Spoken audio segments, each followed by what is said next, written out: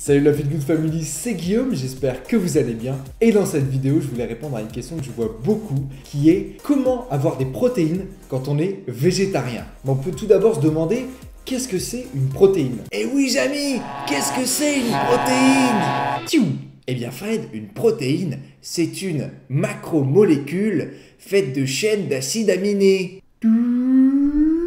Eh oui, les protéines sont essentielles à la constitution des êtres vivants. Sans elles, il n'y aurait pas de vie. Mais à quoi elles peuvent bien servir ces protéines? Eh bien, dans un premier temps, à construire et renouveler la peau, les os, les muscles, les ongles et les cheveux. Mais aussi à défendre l'organisme contre les bactéries et les virus qui peuvent l'attaquer. Et enfin, à entretenir de façon globale l'organisme. Parmi tous les acides aminés qui constituent les protéines, il y en a 8 qui sont essentiels, c'est-à-dire que votre corps n'est pas capable de les synthétiser. Il doit donc les obtenir par un apport extérieur qui va passer par l'alimentation. Ces 8 acides aminés, ils ont des noms un petit peu barbares. On a la leucine, l'isoleucine, la phénylalanine, la méthionine, le tryptophane, la lysine, la thréonine et enfin la valine. Mais tous les aliments n'apportent pas tous ces acides aminés et pas dans les mêmes proportions. Ce qu'il est important de noter, c'est que dans les produits d'origine animale, on a davantage de protéines que dans la plupart des produits d'origine végétale. Donc, quand on est végétarien, et à plus forte raison végétalien,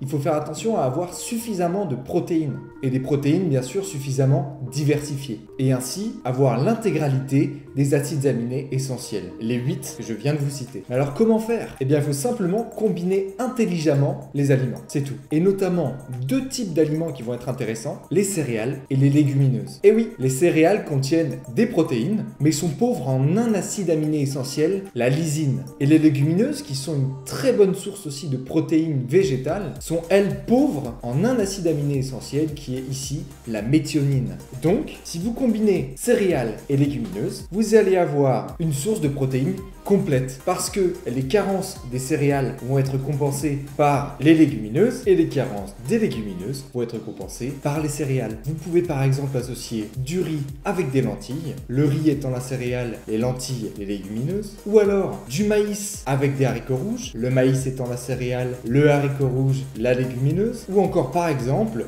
du blé avec des pois chiches, le blé étant la céréale et les pois chiches étant les légumineuses. À vous de faire vos combinaisons. L'essentiel, c'est de vous régaler. Et voilà, cette vidéo est terminée. J'espère que vous en avez appris davantage sur les protéines et notamment comment avoir des protéines quand on est végétarien. Si cette vidéo vous a plu, surtout n'hésitez pas à la partager, à mettre un gros pouce bleu en bas de la vidéo et surtout à vous abonner à la chaîne pour ne rien rater des prochaines vidéos. N'oubliez pas non plus de vous abonner à tous mes réseaux sociaux. Les liens sont dans la description. D'ici là, je vous dis à la prochaine. Let's feel good! Alors Fanny, qu'est-ce qu'on se fait là comme gâteau? Tu me dis un petit peu? On éclate la tête.